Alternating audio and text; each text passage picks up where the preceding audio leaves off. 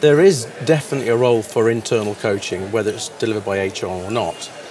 And confidentiality is an issue with it, coaching, whether it's internal or external. Obviously, with internal coaches, the risks of a breach of confidentiality are more, the coaches are much more aware of them with internal situations, so it's more of an issue there. Many of our clients actually reserve internal coaching for more junior people and use external coaching purely for more senior people. Although one of my clients actually does it the other way around, where the internal coaches focus purely on the board and their top teams, and external coaches are used for more junior people. So it clearly can be made to work, even though confidentiality is an issue. And there are some things you can do in terms of how you set up internal coaching, how you launch it, how you standardize internal coaching as an offering that can make sure that confidentiality is managed very well. For example, when you're setting up a coaching assignment, go through some of the what-ifs in terms of scenarios, like what if we start talking about my boss? It's one of the things you can cover and making sure they feel completely aware that that's going to be handled correctly. Another thing you can do is ensure that coaches are not in the same part of the business. And another thing to watch is that if they're being supported by peer supervision, that there is a process to ensure that there's no breach of confidentiality that way. So there's definitely a role for it.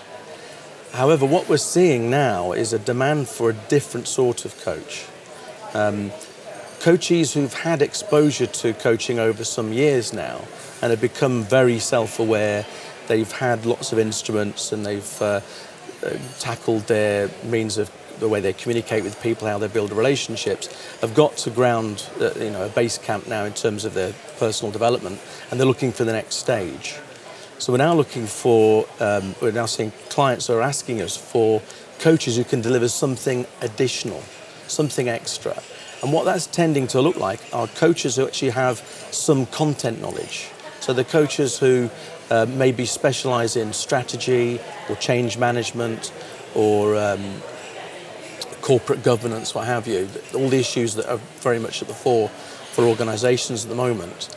And this means, I think, that internal coaching is going to be less relevant there.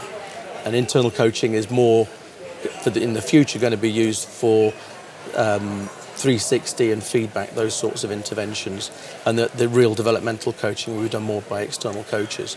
But the actual, going back to the question, the difference between an internal coach and an external coach, provided the match is done correctly and the coach is capable and have a good relationship, there shouldn't be any difference in terms of the results. It's just what results are you looking to achieve.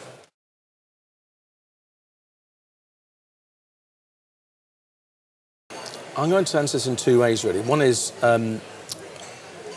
what's the difference between people who are coaching at board level now, and then also look at what should they be doing and what they should be capable of doing.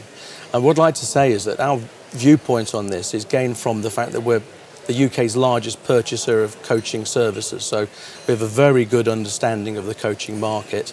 Major corporations bring us in to look at the coaches they're using and what they're doing and what they're capable of and advising on how they should be used, and then managing the process for them effectively. So we've got a very good helicopter view of the coaching market. The people who are coaching at board level at the moment tend to fit into three categories. A lot of them are what we call celebrity coaches. They're coaches who have earned their place in the sun coaching at board level because they've written a book, or they're a professor of this, that, the other, or they've been a pioneer of coaching. Unfortunately, it doesn't mean to say necessarily they're particularly effective at coaching, but maybe they have huge egos and they fit with people at that level, but they're not necessarily the most effective coaches. The next category, and is one we've seen emerging over the last few years, are coaches who have been CEOs themselves, or maybe have been board directors themselves, and have got that to bring to the table. They've then gone and got themselves developed as coaches, and that's a very powerful combination. They often act more as mentor coaches, and that doesn't matter so much because the coaches are often very highly developed already. They just need this help in terms of moving forward or tackling the more strategic issues they face at that level.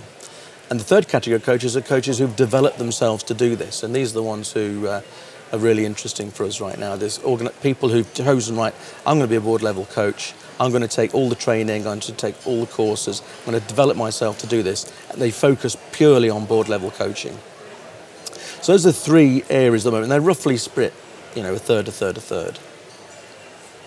The difference between coaching at board level and other coaching is to do really with the role of the people at board level themselves.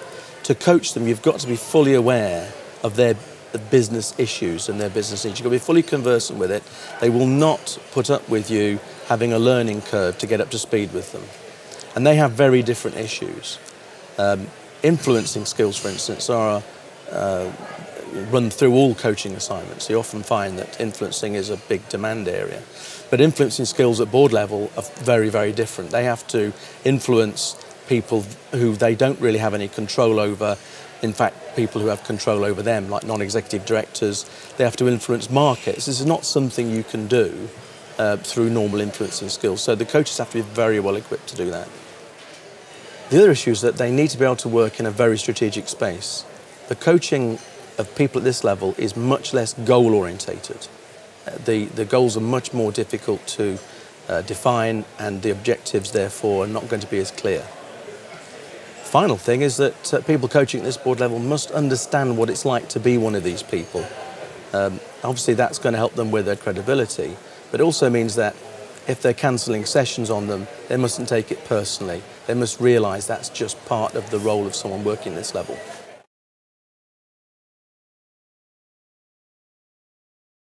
It's a really good question, this.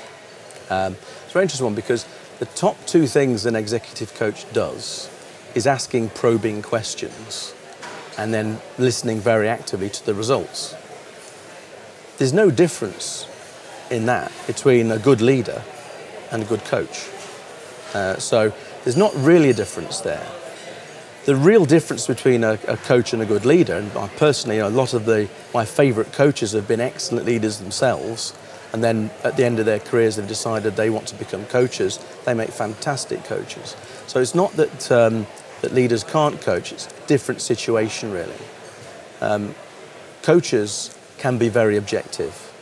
They don't have an agenda, they adopt the coachee's agenda. And this means that the coachee is going to be more open with them, is going to talk more honestly with them about what they're trying to achieve and how success at work is going to help them get there. Secondly, the coach is personally equipped and has an actual focus on the development needs of the coachee in the way that necessarily the leader can't. The leader has a vision, they have tactical needs. They can't necessarily focus purely on the development needs of the coachee. And lastly, the coach has got time to spend with the coachee. A leader may be a fantastic coach. They may actually be able to align their objectives with the needs and preferences of the coachee, but they don't necessarily have the time to spend with a coachee that a coach will. So the results from coaching come more from the situation and the dedication and the capabilities of the coach being aligned with the needs of the coachee than just the two things that executive coaches do.